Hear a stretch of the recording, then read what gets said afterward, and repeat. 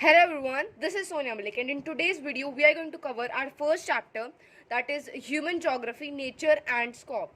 ठीक है, इस पूरे चैप्टर को हम via notes as mind maps के थ्रू कवर करने वाले हैं. ठीक है, like in that way. So let us start our chapter. ठीक है, yeah but before starting do subscribe my channel and share it with your friends.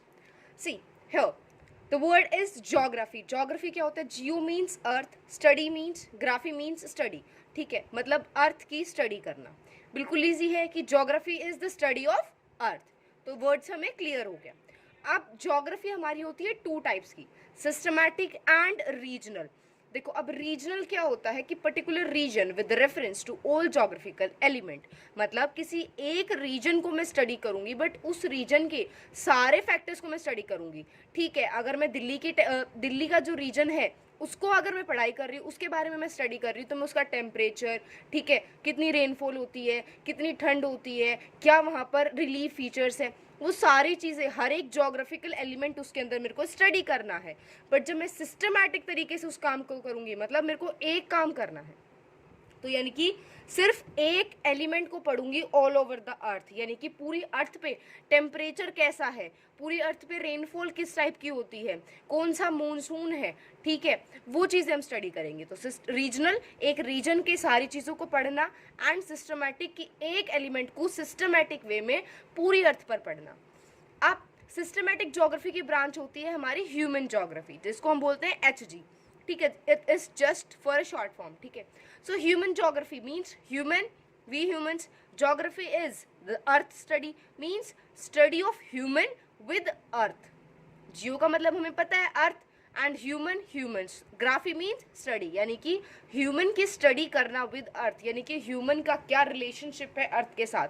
देखो, इसके अंदर हम क्या स्टडी करते हैं, पॉपुलेशन से लेकर जितने भी फैक्टर्स होते हैं कि यहाँ पर कैसी सेटलमेंट है, वो सारे हम इसके अंदर स्टडी करने वाले हैं आगे आने वाले चैप्टर्स में.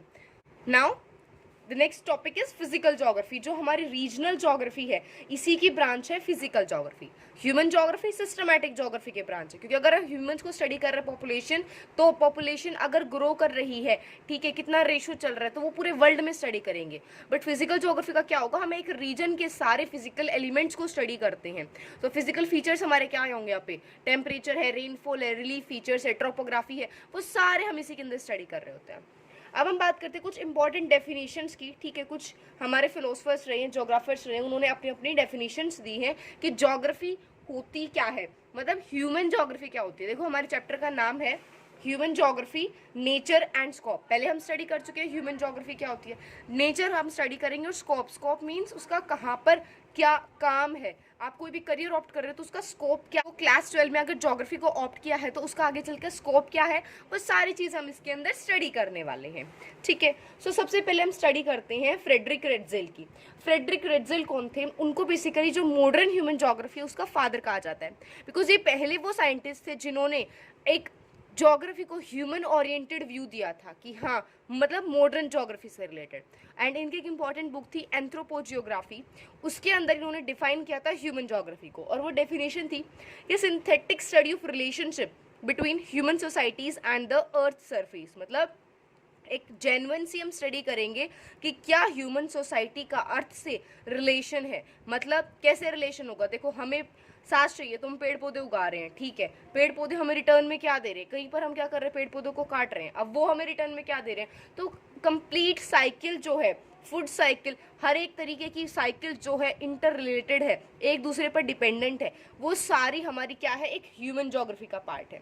अब दूसरी थी मिस एलन सेम्पल. वो क्या थी, फ्रेडरिक रेटजेल की डिसाइपल थी. डिसाइपल होता है इनकी फॉलोवर, इनकी स्टूडेंट. अब उन्होंने क्या दिया, उन्होंने भी सेम डेफिनेशन दी, बट वो डिटर्मिनिस्टिक थॉट की फेवर करती थी. डिटर्मिनिस्टिक थॉट क्या होता है कि मैं बिलीव करती हूँ कि हर एक चीज़ में चेंज होगा, because geography is a dynamic subject. Dynamic means बहुत ज़्यादा कॉम्प्लेक्स, यानी कि अगर आप एग्जाम में दे रहे हो तो जो न्यूज़पेपर है, करंट अफेयर्स है, उनसे रिलेटेड भी क्वेश्चंस आएंगे. सो this is your dynamic subject. तो उन्होंने कहा, ये बहुत ही डिटर्मिनिस्टिक थॉट वो लेकर आई कि study of changing relationship between unresting man and unstable earth. Same थी, बट उन्होंने इस चीज़ को एक्सेप्ट किया कि मैन जो है वो अनरेस्टिंग है, मतलब हर वक्त कोई ना कोई एक्टिविटी करता रहता है। कई बार वो एक्टिविटीज नेचर के लिए पॉजिटिव होती हैं तो बहुत बार नेगेटिव भी होती है। And on the other hand earth is also unstable. Unstable कैसे? देखो भाई, कहीं पे क्या होता है, कहीं पे माउंटेन्स बन रही हैं, कहीं पे वोल्केनो बर्स्ट हो रही है, कहीं पे फ्लड आ रखे हैं, कहीं पे रेनफॉल हो रही है, तो स्टेबल तो नहीं है। ऐसा थोड़ी ना है कि जो आज से 5 बिलियन साल पहले जैसी अर्थ थी वैसी आज है, ना ही ह्यूमंस वैसे हैं जैसे हम स्टार्टिंग मतलब आदि मानव थे, चिंपैंजी, और कितनी सारी फॉर्म्स चेंज हुई है। तो अनरेस्टिंग मैन एंड अनस्टेबल अर्थ, और ये जो चीज थी उनकी थी डिटर्मिनिस्टिक थॉट। ठीक है, ओके। नेक्स्ट, अब ऐसे एक इंपॉर्टेंट साइंटिस्ट थे जिनका नाम था विडाल ले ब्लीच। अब उन्होंने क्या दिया, principle D means principle of geography human, वो लेकर आए। उन्होंने कहा कि सिंथेटिक, सेम चीज थी, बाकी जो डिफरेंट चीज थी वो मैं आपको यहाँ पे बता रही हूँ, that was synthetic knowledge of physical laws governing our earth. उन्होंने कहा ह्यूमन ज्योग्राफी में हम ह्यूमंस को तो स्टडी करेंगे, बट उनके साथ उन हमें लॉज के, उन कानूनों के बारे में, यानी कि उन रूल्स के बारे में पता होना चाहिए जो हमारी फिजिकल ज्योग्राफी को इम्पैक्ट करेंगे, यानी कि ह्यूमन किस तरीके से फिजिकल ज्योग्राफी को इम्पैक्ट करेगा। सो यहाँ पे हम स्टडी कर चुके हैं ज्योग्राफी। ठीक है, उसके मीनिंग क्या है, डेफिनेशन, इसके दो टाइप्स, सिस्टमैटिक का पार्ट ह्यूमन ज्योग्राफी, रीजनल का part physical geography. Then we have studied some important definition by Friedrich Ratzel, Miss Ellen Semple and Vidal la Blache. अब हम स्टडी करते हैं नेचर ऑफ ह्यूमन ज्योग्राफी। तो human geography हम study कर चुके हैं, मतलब ह्यूमन का जियो अर्थ स्टडी रिलेशनशिप, मतलब ह्यूमन अर्थ रिलेशनशिप। अब नेचर क्या होता है, नेचर मतलब क्या होता है, पर्सनालिटी। देखो हमारा, हम जैसे बताते हैं कि मैं थोड़ी सी सॉफ्ट नेचर की हूँ, मैं थोड़ी सी रूड नेचर की हूँ, तो क्या बता रहे हैं हम, नेचर अपनी पर्सनालिटी कि किस तरीके का, मतलब वही मेरी पर्सनालिटी को डिटरमाइन करने वाली चीज़ जो मेरी लाइफ को डिटरमाइन करती है, मेरे वर्क को डिटरमाइन करती है, राइट। सो यानी कि पर्सनालिटी इज वर्क। तो यहीं से यानी कि नेचर का वर्क क्या है, ह्यूमन ज्योग्राफी का उसका मोटिव क्या है, वही होता है हमारा नेचर। एंड ह्यूमन ज्योग्राफी का क्या होगा, देखो इसके नाम से भी बहुत इजीली पता चल जाएगा। Human geography, human means human, simple, ठीक है, we humans, geography is earth. अब ह्यूमन ज्योग्राफी का काम क्या होता है, ह्यूमन और अर्थ के बीच में रिलेशन को पता करना कि क्या उनके बीच में रिलेशनशिप है और कैसे दोनों एक दूसरे को इम्पैक्ट करते हैं। ठीक है, सो ह्यूमन के अंदर क्या आता है, उनका सोसाइटी, उनका कल्चर, यानी कि उनका सोशियो कल्चरल एनवायरनमेंट, और अर्थ का एनवायरनमेंट क्या है, उसका फिजिकल एनवायरनमेंट, उसके फिजिकल फीचर्स क्या है, उस पर टोपोग्राफी कैसी है ना। तो अर्थ का क्या होता है, हमारा फिजिकल, जैसे सॉइल है, क्लाइमेट है, वाटर है। और सोशियो कल्चर में कैसे होता है, हमारे हाउसेज कैसे हैं, क्या हम क्लस्टर्ड हाउसेज में रह रहे हैं कि हर जगह मतलब इतनी ज़्यादा भीड़ भाड़ है, या फिर हम बिल्कुल खुले वाले एरिया में रह रहे हैं, विलेजेस हैं, टाउन्स हैं, किस टाइप की सेटलमेंट है, इनके रिलेशनशिप को स्टडी करना। मतलब जैसे कि आप देखो, एक एग्जाम्पल के थ्रू समझो, सॉइल, जैसे नॉर्थन इंडिया की हम बात करते हैं तो वहाँ पे कैसी सॉइल है, फर्टाइल सॉइल है, एलुवियल सॉइल है, तो वहाँ पर सेटलमेंट कैसी पाई जाती है, कॉम्पैक्ट सेटलमेंट, जिसको हम आगे स्टडी करेंगे। कॉम्पैक्ट सेटलमेंट बेसिकली होता क्या है कि आपके घर बहुत ही पास पास होते हैं, है ना। ऐसा नहीं होता कि एक घर, मतलब एक गांव में सिर्फ 4-5 घर है और अगर आपको और घर चाहिए तो दूसरे गांव में जाना पड़ेगा, ऐसा नहीं होता नॉर्थन इंडिया के अंदर। सो ये किस वजह से हुआ, सॉइल से।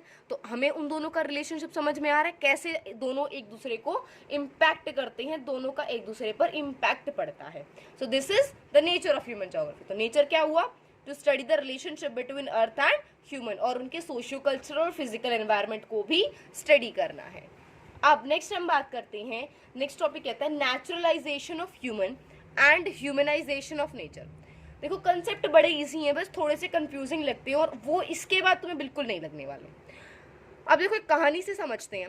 पहले क्या होता था, हिस्टोरिकल टाइम्स में हमारे पास टेक्नोलॉजी नहीं थी, है ना, टेक्नोलॉजी नहीं थी।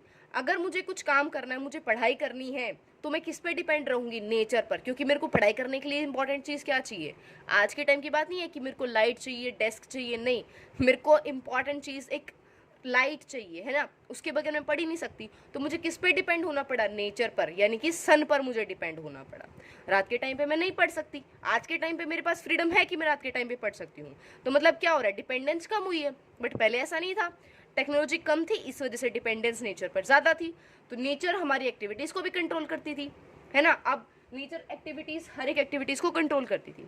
तो इससे हुआ क्या, ह्यूमन की पावर मीन्स उसका एंडेवर जो है वो बहुत ही डाउन था।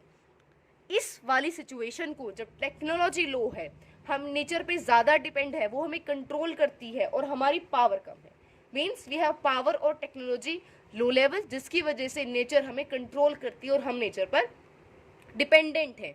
ऐसी सिचुएशन को कहा जाता है नेचुरलाइजेशन ऑफ ह्यूमन। देखो अब इसके लिए एक ट्रिक है, वो ट्रिक क्या है, देखो नेचुरलाइजेशन, पहले जो हमारा डोमिनेटिंग वर्ड कौन आ रहा है, नेचर, मतलब nature is dominating here. Humanization of nature मतलब human is dominate over nature. ठीक है, इससे तुम्हें इजी रहने वाला है। अब इसकी डेफिनेशन की बात करते हैं। तो नेचुरलाइजेशन ऑफ ह्यूमन को एनवायरमेंटल डिटर्मिनिज्म भी कहा जाता है, मतलब environment will determine our activities, environment determine decide करेगा हमारी एक्टिविटीज को। तो अब situation in which natural forces are more powerful than a human endeavour, मतलब एक ऐसी सिचुएशन जिसमें नेचुरल फोर्सेज ज्यादा पावरफुल हैं कंपेयर टू ह्यूमंस। बट हुआ क्या, देखो हर चीज के अंदर डेवलपमेंट आती है, हर चीज का, हर किसी का टाइम चेंज होता है। वही चीज हुई ह्यूमंस के साथ। तो ह्यूमंस के साथ क्या हुआ, कुछ टाइम बाद ह्यूमन ने क्या बनाने स्टार्ट कर दिए, हाउसेज बनाने स्टार्ट कर दिए। तो इससे क्या होने लगी, उसकी सोशियो कल्चरल डेवलपमेंट होने लगी। तो इससे हमें क्या पता चला कि हाँ ह्यूमन डेवलप कर सकते हैं। अब ये जो हाउसेस की फॉर्मेशन थी, उसके बाद पूरे विलेजेस, टाउन्स, सिटीज, और सिटीज में उनके अकॉर्डिंग रिक्वायरमेंट, मतलब इंडस्ट्रियलाइजेशन है ना, वो सारी चीजें आने लगी, जिसकी वजह से क्या हुआ, हमारे पास टेक्नोलॉजी ज्यादा बढ़ गई। तो हम एक स्टेट ऑफ क्या था पहले, यहाँ पे नेसेसिटी, हमें नेचर की नेसेसिटी बहुत ज्यादा, मतलब उसके बगैर हम नहीं रह सकते थे। उस स्टेट से आज हम किस स्टेट पे आ गए हैं, फ्रीडम की स्टेट पर आ गए हैं। सो ऐसी सिचुएशन को जहाँ पर ह्यूमन डेवलपमेंट की पॉसिबिलिटी है, this situation is possibilism, and इसको हमने क्या कहा, ह्यूमनाइजेशन ऑफ नेचर, मतलब नेचर का मानवीयकरण करना, ह्यूमनाइजेशन करना। तो ऐसी सिचुएशन जिसमें पॉसिबिलिटीज हैं ह्यूमन डेवलपमेंट की, कि वो अपॉर्चुनिटीज को यूज करके अपनी जो पावर है उसके इम्प्रिंट्स, मतलब छाप जो है वो छोड़ते जाएं ऑन द हिस्ट्री। ठीक है, क्लियर है, इजी है, ओके। आगे हम नेक्स्ट कंसेप्ट आया, देखो ये तो it is like very positive concept है ना, मतलब पॉजिटिव नेगेटिव वाली चीजें थी, दोनों अपोज में थे। यहाँ पे नेचर पावरफुल है, यहाँ पे ह्यूमन पावरफुल है, और जो पावरफुल हो रहा है वो दूसरे को कुछ समझ ही नहीं रहा। अब जो हमारे फिलोसफर्स थे और जो जोग्राफर्स थे, उन्होंने सोचा भाई ऐसे तो दोनों का ही डिस्ट्रक्शन हो जाएगा, है ना। तो वो एक कंसेप्ट लेकर आए, दैट वाज न्यू डिटर्मिनिज्म। इसके बहुत सारे नाम है, stop and go determinism, present day determinism. अब जो ग्रिफिथ टेलर थे 1940s के अंदर, क्या होने लग गया, ऑस्ट्रेलिया में ना काफ़ी ज़्यादा बारिश होने लगी, क्योंकि वहाँ पे क्रॉपिंग पैटर्न में बहुत ज़्यादा चेंज करने लग गए थे लोग। तो इससे जोग्राफर ने, ग्रिफिथ जो टेलर थे, उन्होंने ये बात कंक्लूड की कि ये एक साइन है नेचर का कि या तो तुम रुक जाओ वरना मैं तबाही करने के लिए तैयार हूँ। सो उन्होंने कहा it is a red sign, कि तुम ग्रीन जोन से अब रेड जोन में आ चुके हो, रुक जाओ वरना इसके बाद तबाही हो जाएगी। तो उन्होंने कहा जैसे ट्रैफिक लाइट सिंबलाइज करते कि गो, जब नेचर तुम्हें परमिट करे कि ठीक है तुम काम कर लो, तब काम करना चाहिए। और अगर नेचर बोले red means stop, nature ask you to stop, तो रुक जाओ जब तुम्हें नहीं करना चाहिए। और इन दोनों के बीच में कि मतलब ऐसा भी ना हो कि तुम बिल्कुल ही नेचर पर डिपेंड रहो, और ऐसा भी ना हो कि नेचर को ऐसे स्टेप्स उठाने पड़े कि तुम बिल्कुल बर्बाद होकर मानो। तो एक बीच वाला कंसेप्ट निकाला, दैट इज न्यू डिटर्मिनिज्म। और इसको समझने के लिए क्या है, आज के प्रेजेंट सस्टेनेबल डेवलपमेंट वाला कंसेप्ट, यानी कि प्रेजेंट नीड्स भी फुलफिल हो और एनवायरनमेंट को भी हार्म ना पहुंचे, और फ्यूचर की जो जनरेशन है उनकी नीड्स के साथ भी कॉम्प्रोमाइज ना किया जाए। तो यहाँ से क्या निकला कि हमें ना नेसेसिटी की ज़रूरत है ना फ्रीडम की ज़रूरत है, हमें चाहिए एक मिड वे, यानी कि जो नेचर ने जो लिमिट सेट की है उन्हीं के अंदर हमें काम करना चाहिए। अब नेक्स्ट टॉपिक है human geography through the corridors of time और हिस्ट्री ऑफ ह्यूमन ज्योग्राफी। देखो कॉरिडोर्स क्या होते हैं, कॉरिडोर्स हमारे बेसिकली गेटवे होते हैं कि हम एक रूम से दूसरे रूम में जा रहे हैं, और यही कॉरिडोर्स ज्योग्राफी के अंदर क्या थे कि हम एक अप्रोच से, एक आइडियोलॉजी से, एक पर्टिकुलर थिंकिंग से दूसरी थिंकिंग में हम पहुंच जाते हैं। सो दिस इज कॉरिडोर्स। अब ये वाले हैं हमारे कॉरिडोर्स, लाइक कॉलोनियल पीरियड है, 1930s वाला पीरियड है, ठीक है। एंड ये वाली जो थी, ये थी हमारी अप्रोचेस कि किस तरीके से हमने एक अप्रोच से दूसरी अप्रोच पे जंप किया।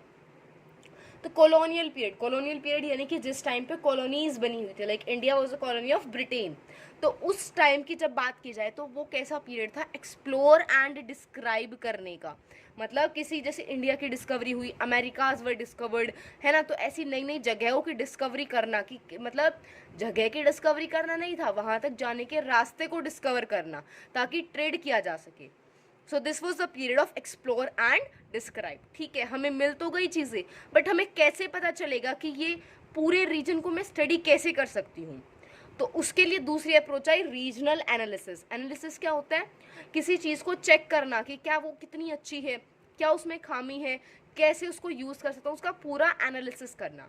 तो ये क्या था, हमने क्या डिसाइड किया, अगर हम एक एक पार्ट को स्टडी करेंगे, मतलब बिकॉज जो पार्ट्स हैं वही मिलकर पूरी अर्थ बना रही हैं, तो अगर इसी तरह हम पूरे पार्ट्स को स्टडी कर लेंगे तो हम पूरी अर्थ को स्टडी कर लेंगे। This was the concept. उसके बाद क्या हुआ, 1930s का पीरियड आया। It was the period of areal differentiation. Areal means area को डिफरेंशिएट करना कि एरिया ए एरिया बी से क्यों बेटर है। तो यहाँ पे क्या था, उस चीज़ की यूनिकनेस फाइंड करना। अब ऐसा क्यों किया, क्योंकि जब वर्ल्ड वॉर हो रहा तो हर पावर को, हर सुपर पावर को क्या चाहिए थी, ज़्यादा पावर चाहिए थी। तो वो ऐसे रीजन्स को ढूंढ रहे थे जहाँ पर वो अपनी पावर को और बढ़ा सके, उस एरिया को डोमिनेट कर सके। उसके बाद वाला हमारा टाइम पीरियड आया 1950s और 60s का। ये वाला टाइम पीरियड था स्पैटियल ऑर्गेनाइजेशन का। स्पैटियल ऑर्गेनाइजेशन क्या होता है, स्पैटियल मीन्स एरिया। देखो ज्योग्राफी के अंदर दो टर्म्स बहुत कॉमन आती है, स्पैटियल एंड टेम्पोरल। स्पैटियल के अंदर क्या होता है कि स्पेस, मतलब area wise, like northern area और साउथर्न एरिया के अंदर कंपेयर कर रहे हैं। और टेम्पोरल डिस्ट्रीब्यूशन क्या होता है कि नॉर्थन एरिया के अंदर आज से 50 साल पहले कैसी चीज़ें थी और आज प्रेजेंट में कैसी चीज़ें हैं। ठीक है, ये होता है हमारा टेम्पोरल। तो स्पैटियल ऑर्गेनाइजेशन के अंदर हम लेकर आए क्वांटिटेटिव रेवोल्यूशन, यानी कि हमें क्या करना था, हमें हर एरिया को स्टडी करना था। हमें उन एरिया की जो स्टडी की रिपोर्ट है उनको नंबर्स में बढ़ाना था कि हमने इस कंट्री ने इतने एरियाज को स्टडी कर लिया है, इस कंट्री ने इतने एरियाज को स्टडी कर लिया है। बेसिकली कंपटीशन चल गया था उनके बीच में, इसीलिए यहाँ पर क्वांटिटेटिव रेवोल्यूशन था। उसके बाद इसमें उन्होंने क्या डिसाइड किया कि हमें ना मैपेबल पैटर्न्स चाहिए, कि अगर एक मैप पे तुम मुझे लोकेट करके दिखाओ कि मैं कहाँ पर प्राइमरी एक्टिविटीज़ को जो है प्रैक्टिस कर सकती हूँ, कहाँ पर मैं जूट उगा सकती हूँ, इस तरीके की एक्टिविटीज़ की जाने लगी। फिर हमारा टाइम पीरियड आया 1970s का। यहाँ पर क्या हुआ, देखो स्पैटियल ऑर्गेनाइजेशन हुई, अब यहाँ पर ना लोगों को उसकी नेगेटिव इम्पैक्ट समझ में आने लग गए। तो इस नेगेटिव इम्पैक्ट को ओवरकम करने के लिए, इसको हराने के लिए क्या आए, humanistic radical and behavioural schools, यानी कि ह्यूमनिस्टिक ह्यूमन फीलिंग्स को, रेडिकल जो कॉन्शियस रियलिटी दिखाएंगे, बिहेवियरल जो आपको एक पॉजिटिव अप्रोच रखने पर फोर्स करेंगे स्टडी के खिलाफ। ठीक है, सो यहाँ पर क्या हुआ, ओवरकम दिस नेगेटिव इफेक्ट, मतलब जो स्पैटियल ऑर्गेनाइजेशन की जो लिमिटेशंस थी, जो इसके अंदर डीमेरिट्स आई थी, उनको ओवरकम करने के लिए हमारे ये 3 स्कूल्स जो है वो उभर कर रहा है। अब उसके बाद क्या था 1990s का, it was the post modernism in geography, यानी कि मॉडर्निज्म के बाद का जो टाइम पीरियड है उसमें क्या हुआ। अभी क्या था, यहाँ पे जितनी भी हमारी थ्योरीज थी, ये सारे साइंटिस्ट, ज्योग्राफर्स, इन्हीं तक ही कंक्लूडेड थी, इन्हीं तक वो चीज़ें सीमित थी। तो अब क्या होने लगा, ये जो यूनिवर्सल थ्योरीज है उनको लोकल पर्सन यूज करने लग गए। ठीक है, मतलब उनको समझने लग गए, और साइंटिस्ट जो हैं उन थ्योरीज का यूज करके लोगों के लिए चीज़ों का निर्माण करने लग गए। तो अब उनको वो थ्योरी समझ में आने लगे कि क्या उसका रिलेवेंस है प्रैक्टिकल सिचुएशन में। कॉमन पीपल ने इस बारे में आर्ग्यू करना स्टार्ट कर दिया कि इस चीज़ का रिलेवेंस क्या है आज की प्रेजेंट सिचुएशन में। सो अभी हम स्टडी करने वाले हैं scope, that is fields and सब फील्ड्स ऑफ ह्यूमन ज्योग्राफी। ठीक है, this is your scope, field and सब फील्ड, मतलब स्कोप कि कहाँ कहाँ आप ज्योग्राफी का यूज कर सकते हो। सबसे पहले सोशल ज्योग्राफी के अंदर क्या क्या आता है, सबसे पहले आता है बिहेवियरल ज्योग्राफी, जिसको हम स्टडी करते हैं एज साइकोलॉजी, मतलब psychology is a behavioural geography. उसके बाद वेलफेयर इकोनॉमिक्स, वो क्या होती है, it is a geography of sociology, इस ये क्या होती है, it is a geography of leisure, मतलब लेजर की जो ज्योग्राफी होती है, दिस इज साइकोलॉजी, सोशियोलॉजी। जो कल्चरल ज्योग्राफी होती है that is your anthropology. Sociology के अंदर हम क्या स्टडी करते हैं, जेंडर ज्योग्राफी। हिस्ट्री जो हमारी होती है, it is a historical geography, and it is a common saying कि जो हमारी हिस्ट्री है वो टाइमलाइन देती है, बट ज्योग्राफी उस स्टेज होता है जहाँ पर हिस्ट्री की एक्टिविटीज़ परफॉर्म की जाती है। ठीक है, अब एक इंपॉर्टेंट टर्म है एपिडेमियोलॉजी। एपिडेमियोलॉजी के अंदर क्या है, मेडिकल ज्योग्राफी की हमारी एक ब्रांच है। उसके बाद अर्बन ज्योग्राफी के अंदर हमारी क्या आती है, urban studies and planning. Next is your political geography. Political geography simply जो पॉलिटिकल साइंस है। नेक्स्ट इलेक्टोरल ज्योग्राफी, जिसको हम बोलते हैं psephology. And military geography is military science. ठीक है, these are things just to memorize. ठीक है, इस चैप्टर के जो नोट्स हैं वो तुम्हें मिल जाएंगे। Population geography is demography. Settlement geography is urban और रूरल प्लानिंग. इकोनॉमिक जोग्राफी के अंदर हम क्या यूज़ करते हैं, resource economics is geography of resources. Agri science is geography of agriculture. Industrial economics is geography of industries. Business studies is geography of marketing. Geography of tourism is tourism and travel management. Geography of international trade is international trade. ठीक है, so now here we are done with the chapter. ठीक है, chapter cover कर चुके हैं. So now